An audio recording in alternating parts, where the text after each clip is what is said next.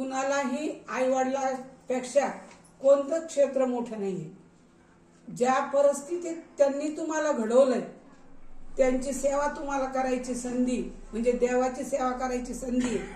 मला वाटतं हा सगळ्यांनीच जर विचार मनात घेतला तर ते मातोश्री आश्रम बंद होईल. पण आजही तिथं वेटिंगवर आहेत की आपल्या मुलाला पै करून अमेरिकेत पाठवतात शिकून आणि अमेरिकेतून त्यांना फोन येतो जेव्हा यांची परिस्थिती खालावल्या जाती, तब्येत बिघडती. दोघा भावात ठरवतात की तू वडिलाला जाय, नंतर मी आईला जाईन. मग हे उत्तर ऐकून मनाला कुठंतरी खंत वाटते की काहीतरी शिक्षकाकडून घडवण्यात चूक होती की पालकाकडून चूक होती. असं काही करू नका. तुम्ही सगळे इथंच आहात. जरी लांब गेले तरी आपल्या आई वडिलाला विसरू नका. कारण आता आम्ही पुस्तकातलं काही शिकू शकत नाही, ते झालंय. पण तुमच्या जीवनातलं जे आहे ते पुढचं जे आहे ते प्रत्येकाचे स्वभाव व्यक्ती तेवढ्या प्रकृती असतात, मन वेगळे असतात. आलेली यांच्या हिनं सांगितलं आता की सासू सासरे असं ऐकून अभिमान वाटतो की आपण संस्कार चांगले केले सगळ्यांना धरून आहे. तसं तुम्ही पण एखाद्याच्या आता येणारी जी आहे तुमची पत्नी ती दुसऱ्या संस्कारातली पण तिला पण सामावून घ्या. आपल्या आईवडिलांशी काही तिचं ऐका काही यांचं ऐका आणि असं करून सगळ्यांनी सुखी संसाराने राहा. तुमच्या कार्यामध्ये सगळ्याला इथून पुढच्या कार्यात परमेश्वर यश देव. याचं काय पुढचं PSI व्हायचं इच्छा आहे ती लवकरच 6 महिन्यात पूर्ण होईल अशी ईश्वरचरणी प्रार्थना करून माझे 2 शब्द संपवते. बोलण्याबद्दल धन्यवाद. बोलायला जमत नव्हतं मला जास्त होतं त्यावेळेस. आता शिकलो थोडं बोलायचं. तर बऱ्याच जणांनी आपापल्या प्रतिक्रिया व्यक्त केल्या. सगळ्या जीवनाचा सार जो असतो तो सुखी होण्यात असतो किंवा स्वतःला सुखी मानण्यात असतो. खूप छान वाटलं की आपण ज्या परिस्थितीत आहोत किंवा जे करतोय आपण कोणतंही काम असो, मग ते एखादा नोकरी करत असो किंवा एखादा व्यवसाय करत असतो किंवा एखादा सिटी करत असो, त्यात आपण किती आनंदाने ती गोष्ट करतोय याच्यावर आपलं समाधान अवलंबून असतं. तर खूप छान वाटलं की तुमचं प्रत्येक जण समाधानी वाटलं आपापल्या क्षेत्रामध्ये. आणि ज्यावेळेस माणूस समाधानी होतो ना त्यावेळेस त्याची आपोआप त्या क्षेत्रात प्रगती होत चालते. मुलींच्याही प्रतिक्रिया ऐकल्या की ती म्हटली की मी काहीच नाही करत, मी घरीच बसते. पण सगळ्यात एखादं कुटुंब कोणत्या दिशेला न्यायचं हे घरातली बाई ठरवत असते की त्या घरात शांतता ठेवायची, कलह चालू करायचा की आपलं कुटुंब एखाद्या योग्य दिशेला लावायचं हे बाई ठरवते. त्याच्यामुळं असं नाही समजायचं की मी घरात राहते म्हणजे मी काहीच काम करत नाही. आणि कंट्रोल तर खराब लेडीजकडेच असतो. तिने जसं सांगितलं, प्रामाणिकपणे सांगितलं की नाही मी कंट्रोल करते सगळं. आणि ते गरजेचं असतं कधी कधी. कारण पुरुष किती बाहेर फिरत असला, घरातून बाहेर फिरत असला तर त्याचं जास्त लक्ष घराकडे नसतं, मुलांकडे नसतं. पण आपल्या मुलांच्या आयुष्याला काय वळण लावायचं ती एक स्त्री ठरवते. दुसरी गोष्ट मॅडमने छान सांगितली की आपल्या आईवडिलांना जपा. आपल्या आईवडिलांना तर जपायचंच आहे, पण यांनी आपल्या आईवडिलांसारखं सासू सासऱ्याला जर जपलं तर कुटुंब छान चालतंय. शांती घरात ठेवायचं काम तिथं असतं, कलह तिथं सुरू होतात. तुझे आई वडील आणि माझे आई वडील याच्यावरून म्हणजे ती पण जबाबदारी आपलीच असते. खूप छान म्हणजे दोन्ही बाजू आहेत दोघांच्याही. असंच आयुष्यात आनंदी राहा.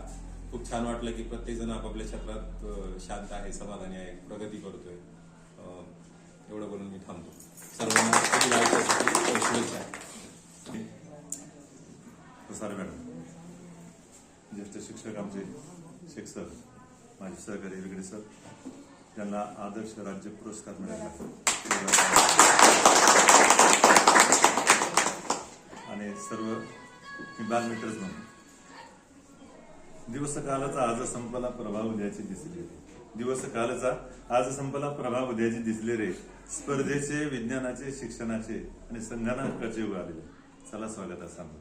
त्यामुळं आपण जरी सगळेजण संगणक शिकत नसाल, विज्ञान पूर्ण केलं नसतं तर निश्चित आपल्या मुलांना मात्र ते जेवढ्या सोयी करता येतात तेवढं करण्याचा प्रयत्न करा.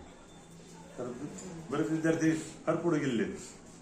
आर्मीत असतील, कोणी PSI मध्ये असतील, कोणी उत्तम प्रगतीशील शेतकरी झाले विद्यार्थी.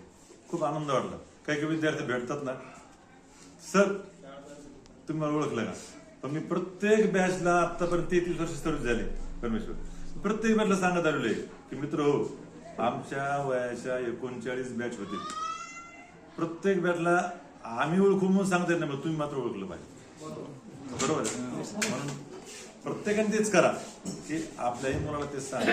शिक्षकाला शेवटपर्यंत सचिन तेंडुलकर आजही आचार्य गुरुजींकडे जातात, आहे की नाही? मग भारतरत्न नाही ते, परंतु त्या गुरुजनांना आपल्या आई वडिलांना विसरू नका. खूप सुंदर मॅडम उदाहरण सांगितलं. हे जर सगळं जर व्यवस्थित झालं तर जगातले सगळे वृद्धाश्रम बंद होतील आणि गुरुश्रम सुरू होतील, आहे की नाही? छान. आज शेख सरांनी सुद्धा जाणीवपूर्वक आम्हाला आमंत्रण दिलं. सर्व विद्यार्थ्यांनी 2-3 विद्यार्थ्यांनी फोन केले. काल अचानक परमेश्वर भेटला आणि त्यांनी आमंत्रण दिलं. आता मला वाटतं जो मुख्य आमंत्रण करतात तोच मला दिसत नाही. मुली जे आहेत खरोखर वर्गात बसल्यासारखं वाटायला आज. जरी तुम्ही पहिली दुसरीला असताल, आम्ही 5वी 6वीला शिकवायला असतो, 7वी शिकवायला असतो, निश्चित सर्वांना मात्र घेऊन चालायचं हाच प्रयत्न असतो शिक्षकाचा. शिक्षकाचा कोणाचा आकाश बुद्धीचा कोणाचा विचार नसतो. कोणी म्हणलं असं सरीने आम्हाला मारलं त्यावेळेस, तर ते चांगल्या कल्याणासाठीच मारलेलं असतं. ठीक आहे. निश्चित सर्वांना पुढील काळासाठी शुभेच्छा. आपल्या मुलांना जास्तीत जास्त शिकवण्याचा प्रयत्न करा. त्यांना कुठेही कमी पडू नका. तुमची जी उणीव राहिली, तुमची स्वप्न असतील, तुमच्या मुलामध्ये पूर्ण करा.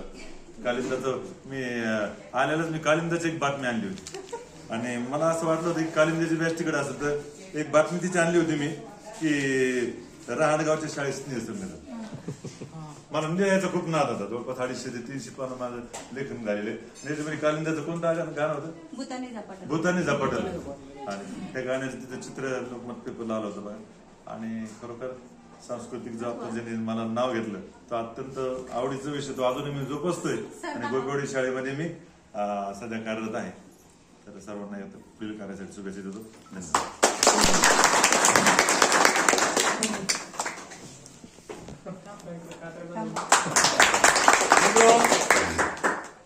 त्या भयाने फार मस्त सांगितलं माऊली भयाने की नोकरी लागली म्हणून मी मुळतो होऊ नका. आणि तुमचं खरं आहे त्याचं. आता माझा मुलगा आहे कमरा, सरांची मुलगी ते क्लासमेट होती, त्याला 88% मार्क पडले इंग्लिश मिडियमचा सायन्सला. सरांनी तिचा नंबर लावला होता बँगलोरला यांच्या मुलीचा, पण कमरा पप्पा मला नोकरी करायची नाही, हे खास तुझ्यासाठी सांगतो, हे सगळे पोर बघा तुम्ही.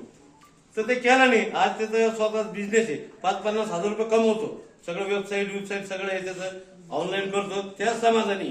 हे याला पाहतो मी, सांबाला पाहतो, भैयाला पाहतो, आणि पूर्ण मॅच अशी दिसती.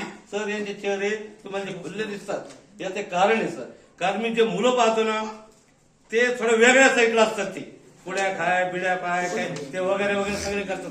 पण ही मॅच आहे सर, हे मला कधी दिसत नाही. आणि ते भाऊसाहेब पाटील असते, शिवभाऊ असते, मित्र आहे, आमची चर्चा होत अशी पाठीवर. आपण काही नाही कमवलं, आपल्या मुलांनी नाही कमवलं, आपला मुलगा वाईट मार्गाला लागला नाही, हे सगळ्यात जास्त महत्वाचं आई वडिलांनी कमवलेलं आहे. आज बघतो मी इथं संध्याकाळी सकाळी गावात ते सांगितलेलं बरं. तर मित्र, नोकरी लागली म्हणून कधी असं इमोशनल होऊ नका. धंदा करा, धंद्यात सुद्धा आज प्रगतशील, शेतीमध्ये खूप आज उत्पन्न घेता येतं. त्यासाठी कधी असं समजू नका की मला नोकरी लागली नाही, काही नाही. सगळे मुलं दीर्घ उद्योगी सर, मला असं एक सुद्धा दिसत नाही, चालूच राहते याचं सर. आणि मुलीने सांगितलं आम्ही, तर तुम्ही आता काहीतरी म्हटलं सरच भले वाटतं शिकाय बिकाय काही नाही. आता लाडक्या बहिणी झालेल्या तुम्ही, हो तुम्हाला आता काहीच कमी नाही. आता लाडक्या बहिणीला शासनाने विविध योजना दिलेल्या आहे.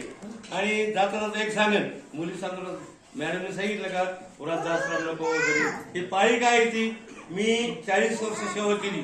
मी ज्या गावात गेलो त्या गावात एकच सांगायचो, शेतात मुलीचा असला त्या मुलीला सांगायचो, बाई तुमची यशाची गुरु किल्ली, तुम्हाला जर संसार करायचा असला फक्त सासूला देऊ लावा, काहीच करत नाही. सासूला 3 टाइम चहा द्या, 2 टाइम जेवण द्या, विशेष संपला, तुमच्या घरात कधीच भांडण होणार नाही. आणि तो प्रयोग खरोखर सक्सेस झालेला आहे. तर तुम्हाला सुद्धा उद्या सुनायतील, तुम्हाला सुद्धा उद्या सुनायतील. तर आपल्या सून हे मुलगा आपण सगळ्याला जीव जर लावला तर घरामध्ये कधी कला होणार नाही. पुनश्च मी सर्व विद्यार्थ्यांना मनापासून हार्दिक शुभेच्छा देतो. जय हिंद, जय भारत.